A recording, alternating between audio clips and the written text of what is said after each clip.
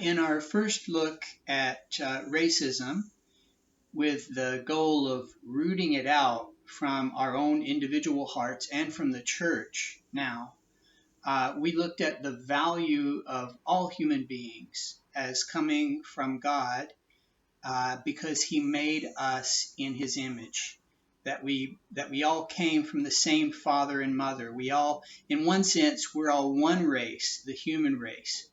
And the different ethnic groups that developed later on, developing the different ethnic groups did not change the value of each individual human being in the slightest. We all have the same equal value before God, and we should have that same equal value before one another because God made us especially in his image and for his purposes.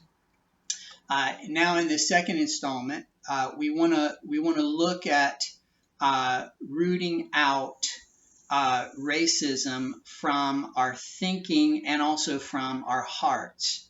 Last time we also looked at the fact that people over the millennia have misinterpreted Scripture and used it to justify looking down upon a particular people group, or thinking that one particular people group is inferior to another.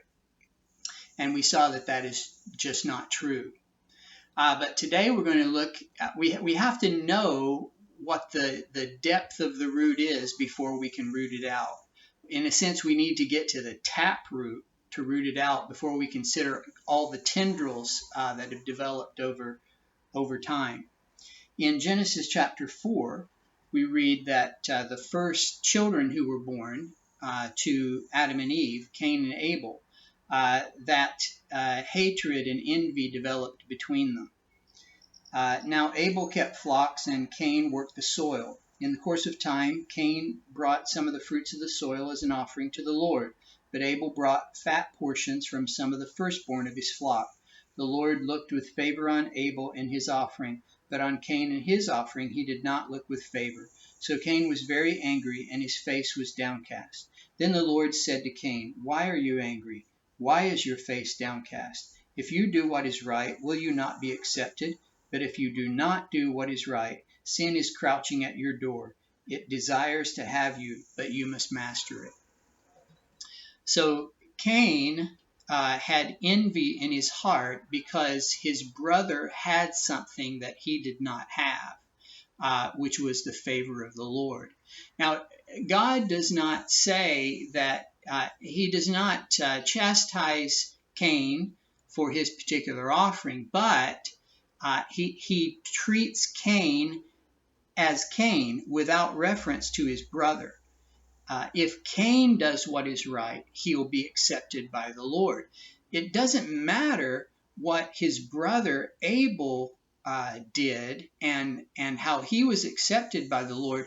It's that if you believe and if you seek God on God's terms and in God's way, then you are welcome to him and you will know his favor.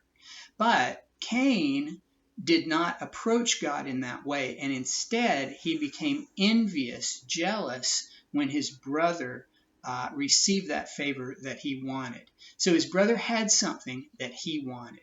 So the root really of racism is self. It is self raising up and saying, I want to be first. I want to have what the other person has. In a sense, I want to have power over that person for my own benefit. And we know what that gave rise to. Even though God warned him that sin was ready to take advantage of that and to make it even worse, that's exactly the trap that Cain fell into. He, instead of overcoming self, Cain gave into it. This harkens back to the same sin at the beginning when Adam and Eve saw that the fruit was good, the fruit that God had forbidden, and that it would make them wise and like God. They wanted God's place.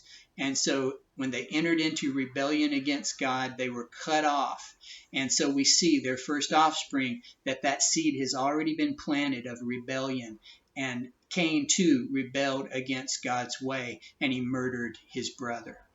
And ever since that time, all through all the people groups that developed on the face of the earth, this problem of self has been at the root of all envy and strife and murder and oppression, wherever it is found. That is the deepest root that has to be dealt with.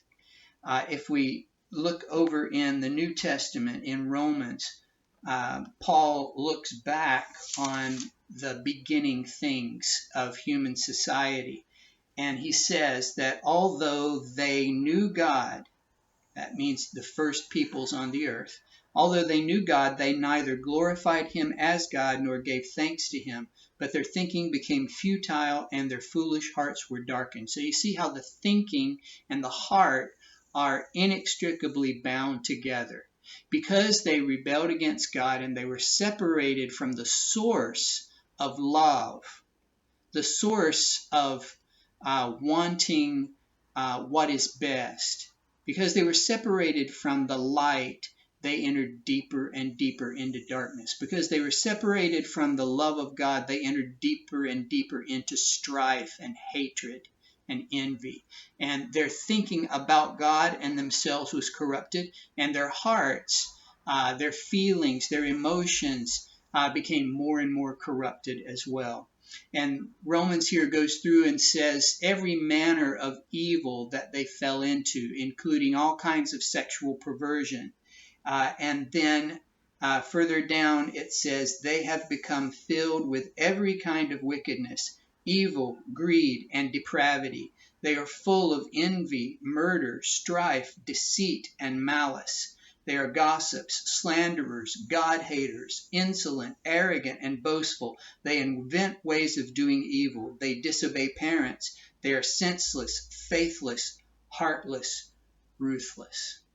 And so we see from that taproot of self and wanting myself to be the one in charge and who has power over others, comes all manner of wrongdoing, wrong thinking, and wrongdoing. And one of the main things among that list is envy, strife, jealousy, and oppressing others for my own sense of benefit and sense of purpose. Putting down another to elevate myself is really the problem that we're looking at. And unless that is rooted out of our hearts and of the church, then dealing with the problem of racism, we have no hope of dealing with it in our generation.